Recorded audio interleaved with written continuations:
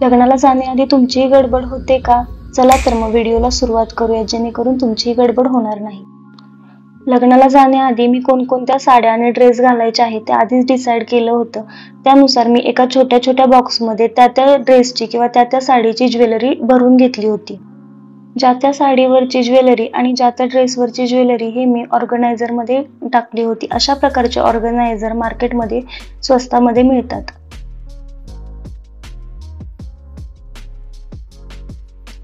त्यानंतर लागणाऱ्या छोट्या छोट्या गोष्टींची लिस्ट करून घेतली.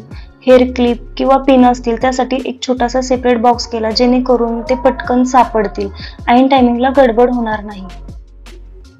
त्यानंतर रुमाल, टिकल्या, बांगड्या, क्लिप, रबर आणि छोटासा कॉम्पॅक्ट आरसा घेतलेला, जेणेकरून जरी आरसा अवेलेबल नसेल तरी आपल्याकडे असेल. मला लेन्स आहे त्याच्यामुळे लेन्ससाठी लागणारं साहित्य घेतलं होतं. एक शूज एक्स्ट्रा घेतला होता आणि हे एका पाऊचमध्ये पॅक केलं होतं. आता मी एसटीनं जाणार होती त्याच्यामुळं सेपरेट पैसेही कॅरी तसेच केले होते. आता अगदी डेलीसाठी मेकअप पाऊच जर तुम्हाला हवा असेल तर मेशोवरून हा मी पाऊच मागवला होता. हे माझं बेस्ट परचेस आहे मेशोवरचं. मेकअप पाऊचमध्ये माझ्या स्किन टोननुसार मी moisturiser, primer, concealer, lipstick, liner, compact powder, makeup fixer आणि स्प्रे वगैरे घेतले होते आणि ते मेकअप पाऊचमध्ये भरून ठेवले आहेत. बघा किती छान असं दिसतंय ते. खूप छान आहे हे पाऊच. मी कोणतेही प्रमोशन करत नाहीये, हे मला आवडलं म्हणून मी तुम्हाला सजेस्ट करते. पाऊच पॅक करेपर्यंत मी पलीकडच्या साईडला एक कंगवा ठेवला होता. मेकअप आर्टिस्ट आहेत तिथे लग्नामध्ये, पण तरीही काय की आपल्याला कधी आवडतं नाही आवडत तर आपण आपल्याप्रमाणे मेकअप करतो, त्याच्यामुळे ह्या गोष्टी कॅरी केल्या होत्या मी. या ज्या सर्व वस्तू आहेत त्या मी आधीच घेतल्या होत्या, त्याच्यामुळे लग्नासाठी अशी वेगळी खरेदी मी केली नाही. लग्नासाठी तिथे गेल्यानंतर असं वाटलं बरं झालं मेकअपचं सगळं साहित्य आणलं. माझे मेकअप मी स्वतःच केले. कसे वाटतायत हे सांगा आणि तुम्हाला जे दाखवलेत प्रोडक्ट त्याच प्रोडक्टमध्ये मी माझा मेकअप केला आहे. जर आवडला असेल तर कमेंट बॉक्समध्ये सांगा, मी त्याचं ट्युटोरियल तुमच्यासाठी नक्की घेऊन येईन. एक चांगली बॅग मी घेतली होती. हळदीने किंवा पावसाचा सीझन होता त्याच्यामुळे जर कपडे खराबच झाले तर सेपरेट बॅगमध्ये ठेवता येतील, जेणेकरून दुसरी कपडे खराब होणार नाहीत याची मी प्रॉपर काळजी घेतली होती. घरातले इतर लोक जर तुमच्यासोबत येणार असतील तर त्यांच्याही बॅग अशा सेपरेट पॅक करायच्या आहेत, एकत्र मिक्स करायच्या नाहीत, जेणेकरून सगळे एकत्र होणार नाही. ही बॅग जरा मला ड्रेसपेक्षा जास्त मोठी वाटत होती, त्याच्यामुळे मी चेंज करून घेतली. तुम्ही म्हणाल एवढं सगळं सामान हिने आधीच कसं घेऊन ठेवलं होतं?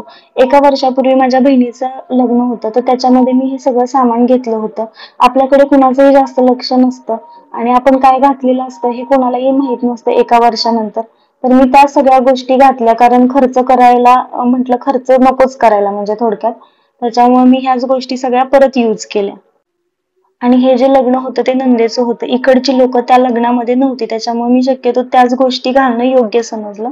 बऱ्यापैकी माझी पॅकिंग झालेली आहे. जे सामान आपल्याला गेल्यानंतर लगेच लागणार आहे ते मी वरती ठेवलं होतं, म्हणजे ब्रश, छत्री होती, परत साबण होता, शॅम्पू होता, चार्जर होता आणि रुमाल होता. तर त्या गोष्टी मी बाहेरच्या कप्प्यामध्येच ठेवल्या होत्या. ब्लॅक कलरच्या त्या पाऊचमध्ये मी माझं इनरवेअर सगळे ठेवले होते, जेणेकरून मला ते लगेच सापडतील. जर तुम्हाला पिरियडची डेट असेल तर एक पॅन्टी लायनर किंवा एक पॅड तुम्ही सोबत कॅरी नक्कीच करा.